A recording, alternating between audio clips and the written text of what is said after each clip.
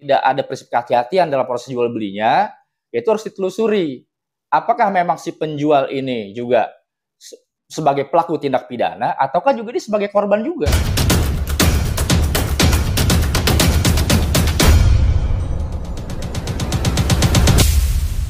Penyanyi Reza Artamevia dilaporkan oleh individu berinisial IM, imbas dugaan penipuan, penggelapan dana, dan tindak pencucian uang, pada Jumat 15 November 2024. Namun, Ibunda Alia Mas Said itu melaporkan balik IM sebagai korban penipuan. Kasus saling lapor antara Reza Artamevia dan IM ini, rupanya terkait bisnis berlian. Keduanya saling menuduh melakukan penipuan, dan memberikan bukti yang berbeda-beda. Saat ini pihak kepolisian masih melakukan penyelidikan lebih lanjut untuk mengungkap kebenaran dari kasus yang melibatkan mertua Tarik Halilintar tersebut. Sementara itu, praktisi hukum Arvid Saktio ditemui di kantornya di daerah Mampang, Jakarta Selatan, mengomentari permasalahan tersebut sebagai berikut. Kita lihat kesepakatannya dulu. Yang namanya, kalau dari aspek hukumnya, kesepakatan itu tidak dapat dibatalkan dalam hal kondisi, kecuali ya, ada tipu muslihat atau kecurangan, ada paksaan, atau ada kekhilafan. Jadi yang namanya kesepakatan itu tidak dapat dibatalkan kecuali ada 3 hal itu. Ada kecurangan, paksaan, atau kekhilafan. Nah, kalau misalnya salah satu pihak merasa ada satu kecurangan, tentunya yang pihak merasa kecurangan ini, dia dapat melakukan upaya hukum terlebih dahulu. Apakah itu laporan pidana, penipuan, ataukah pemalsuan, ya seperti itu.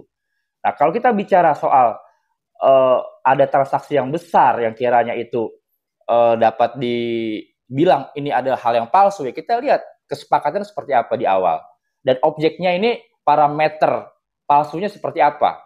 Seperti itu. Jadi kalau kita bicara ada kepalsuan, ada kecurangan, atau ada satu paksaan, atau ada satu kekhilafan dalam proses kesepakatan, itu dapat dibatalkan, dapat batal kesepakatannya.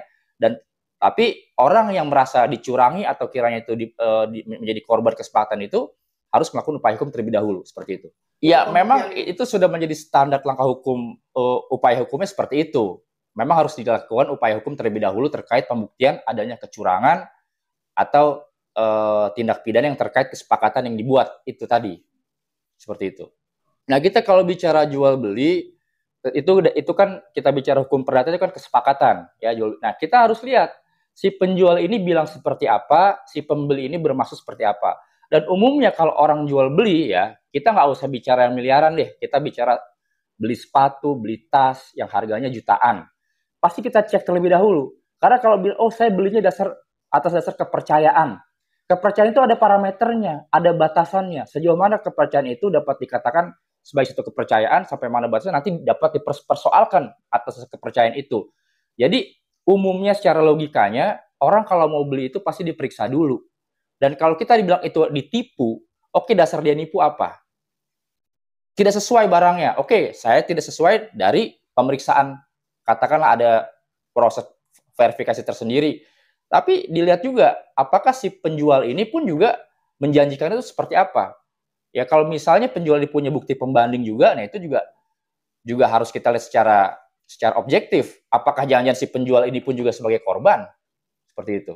Ya kalau kita bicara penghasilan sertifikat itu sebagai satu keterangan tambahan atau kiranya itu sebagai alat bukti surat ya, kalau kita bicara secara alat buktinya itu yang menerangkan atas barang baik bergerak maupun tidak bergerak ya.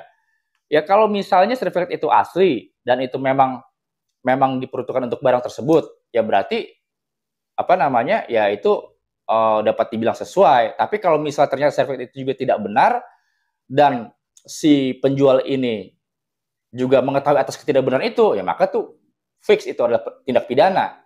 Tapi kalau misalnya si penjual pun juga tidak tahu dia juga adanya satu sertifikat itu, nah dia juga bisa dikatakan sebagai korban tindak pidana. Nah, makanya di sini kita lihat jual belinya itu seperti apa. Hal yang disepakati seperti apa. Kalau kita bicara soal transaksi jual beli, ya itu tadi umumnya orang itu jual beli itu diperiksa terlebih dahulu, apalagi transaksi miliaran. Kalau dasar kepercayaan itu ada batasan parameter, batasan percaya itu sampai sejauh mana gitu. Kalau kau percaya misalnya sama saya, ya mau nggak titipin uang 1 miliar ke saya gitu. Ya pasti kan orang juga atas dasar apa, atas karena apa, dan nanti uangnya bagaimana. apalagi transaksi yang besar gitu. Tapi memang kalau kita bicara satu kesepakatan itu tidak dapat dibatalkan dalam hal kecuali ada satu kecurangan, paksaan atau kekhilafan itu tadi seperti itu. Karena memang di sini tidak ada prinsip kehati-hatian dalam proses jual belinya, yaitu harus ditelusuri.